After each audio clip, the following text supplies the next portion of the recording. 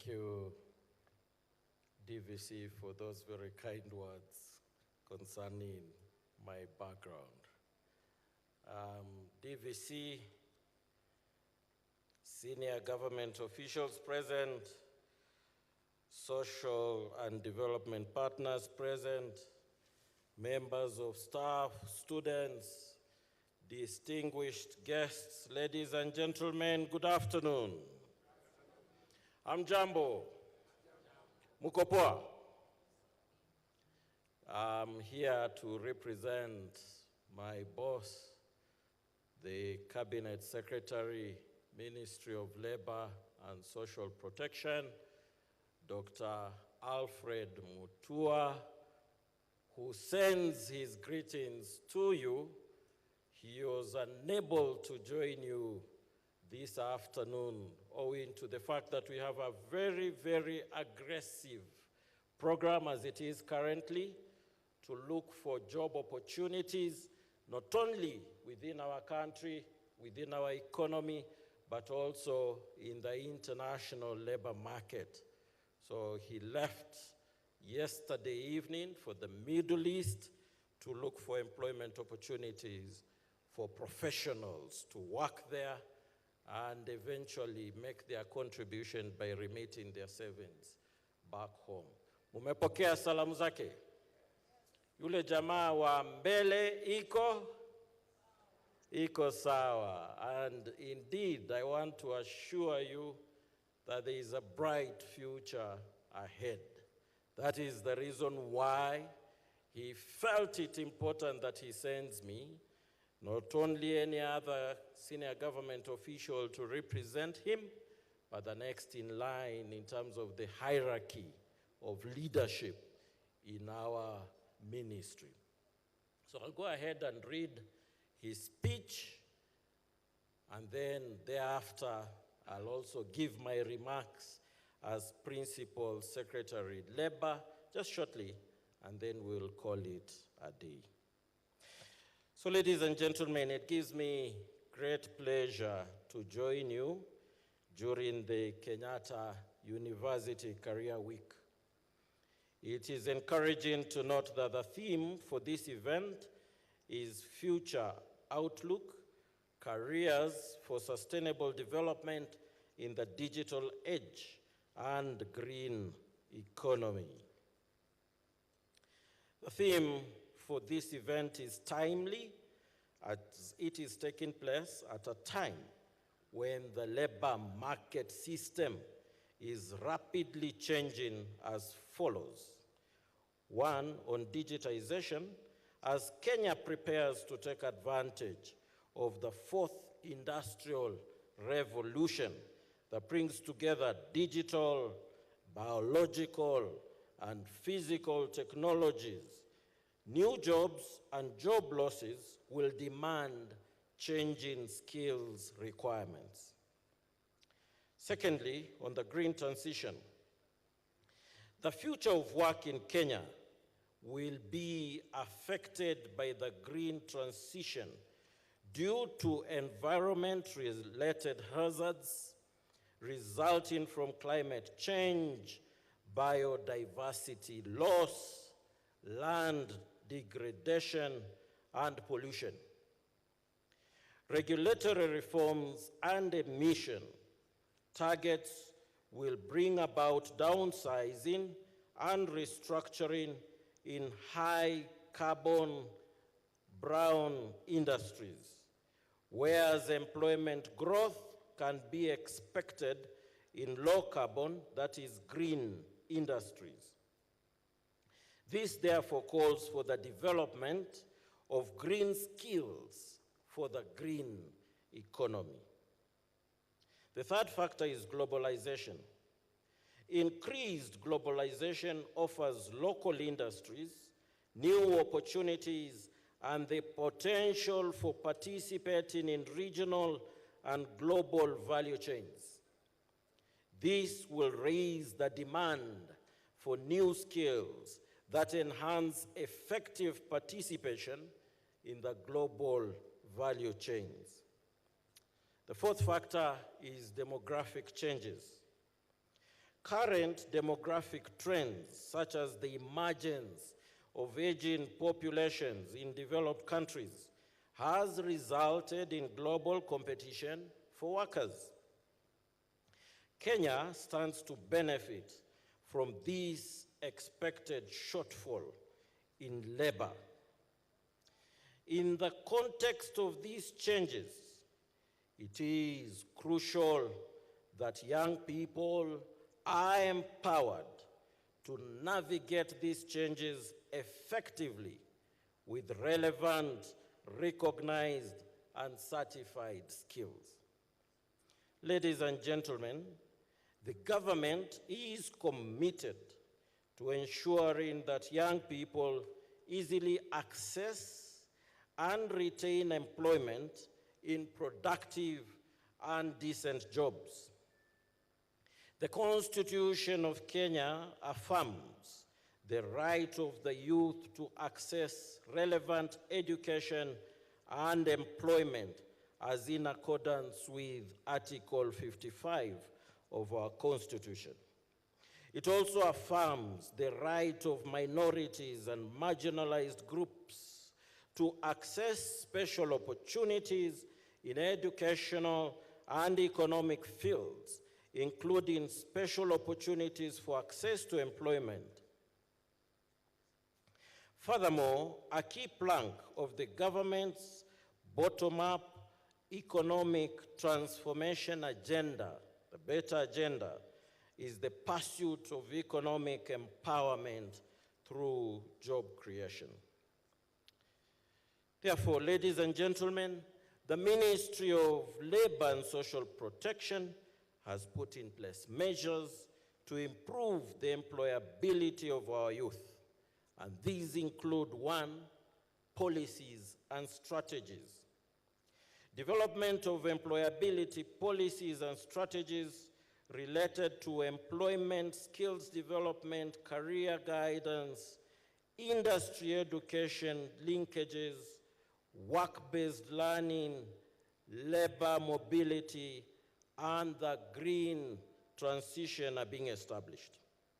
Secondly, on labor mobility, coordination of labor mobility programs will enhance access to global employment opportunities, thereby relieving the pressure of youth unemployment and benefit from the inflow of remittances and human capital stocks.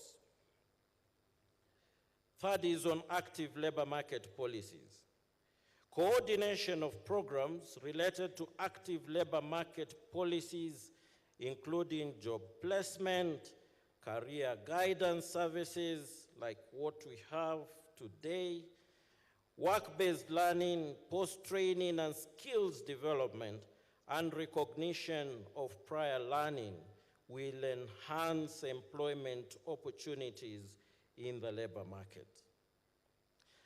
Ladies and gentlemen, although entrepreneurship plays a critical role in generating employment, the youth in Kenya have a negative perception towards entrepreneurship and self-employment. The mindset of majority of job seekers is fixed on paid employment.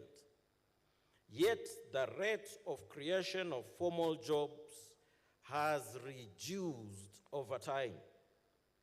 There is a deep-rooted culture of job seeking instead of job creation amongst most job seekers. I wish, therefore, to encourage our young people to move towards entrepreneurship.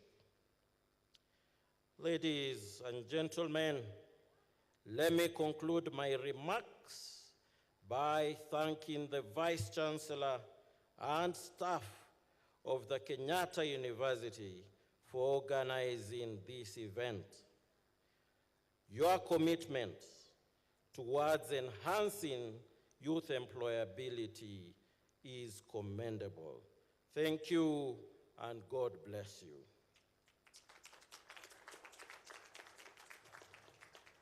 Ladies and gentlemen, I was going through scripture this morning, and Psalm 127, verse 3 to 5 says, "Lo, children are a heritage of the Lord, and the fruit of the womb is his reward. As arrows are in the hand of a mighty man, so are children of the youth. Happy is the man that has his quiver full of them. They shall not be ashamed, but they shall speak with the enemies in the gates." I'm quoting scripture because many a times when we look at statistics, the data that obtains, particularly on youth unemployment, we assume that owing to the fact that our birth rate in Kenya and in Africa in general is extremely high, that is the reason why we are underdeveloped or we are experiencing high levels of poverty. I did say right from the onset that there is hope for Africa. The fact that a big percentage of our population is comprised of young people, nyinyi ambao muko hapa, 65% of our population is of those who are below the age of 35, is a major blessing for Kenya and Africa as a whole. 100 years ago, white people sat round a table and partitioned Africa. They allocated themselves our land. Germans went to Tanzania, the English came to Kenya and Uganda, the French went to West Africa, and the object was to exploit the huge resources that obtain in our continent. And indeed, they made use of our resources to expand the economy. That is the reason why their economies are big. That is the reason why their standard of living is extremely high. But God, in his grace, because he is always just and is always full of grace, as it is currently, we have a youthful population that is highly trained, because immediately after independence, the administrations that have been in place ever since put in place strategies to ensure that we do away with ignorance and improve on the education standards of our people. So we have a youthful population that is highly skilled, that is highly educated. The only area where we went wrong was in terms of ensuring that our economy expands. But all is not lost. And that is the reason why I felt it important, I, together with my CS, that I come and address you. All is not lost, despite the unemployment rate as it is currently. Because in the Western European countries, the same countries that exploited our resources and made the economies to expand are experiencing an aging population. I had a sit-in with the German ambassador about 6 months ago, and he told me when it comes to their hospitality industry, their cafes and their hotels, they don't have enough staff to run the hospitality industry, the hospitality sector. The same thing also with the industries. And therefore, our object is simple, and I want you to listen to me keenly about this.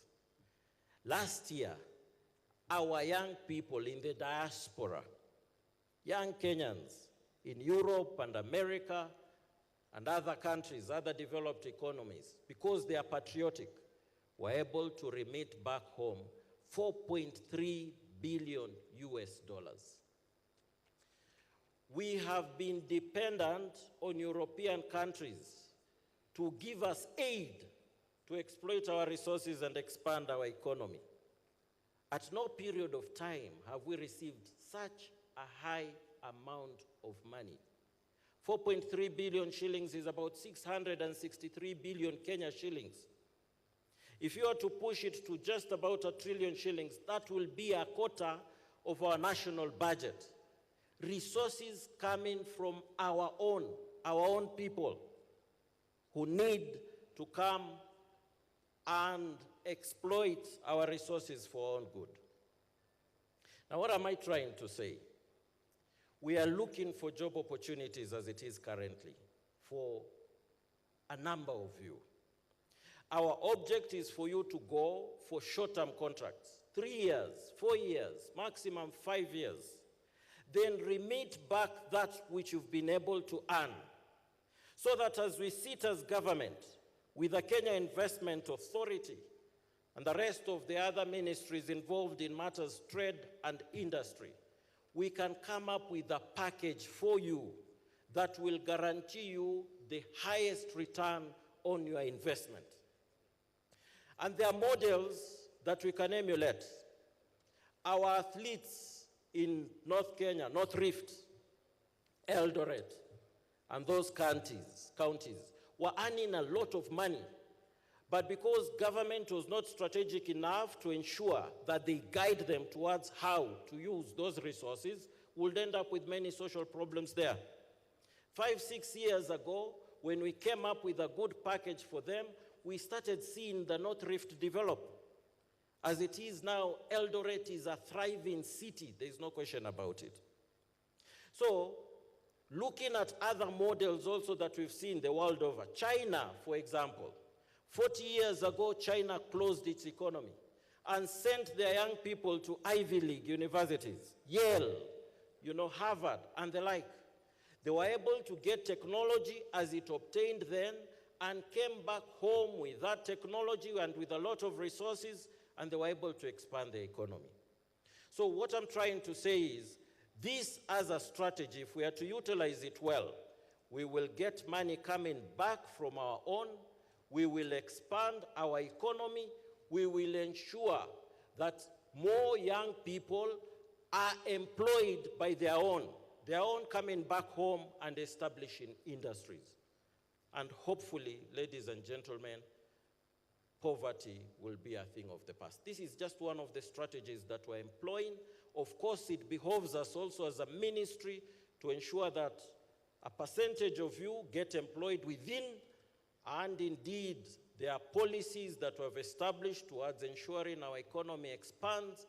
We will do the very best that we can using a multi-pronged approach to guarantee you employment after you're through with your courses. Thank you very much, ladies and gentlemen. Mungu awabariki. Let's give a big hand to our chief guest. Tumpigie tena makofi. Asante sana, chief guest.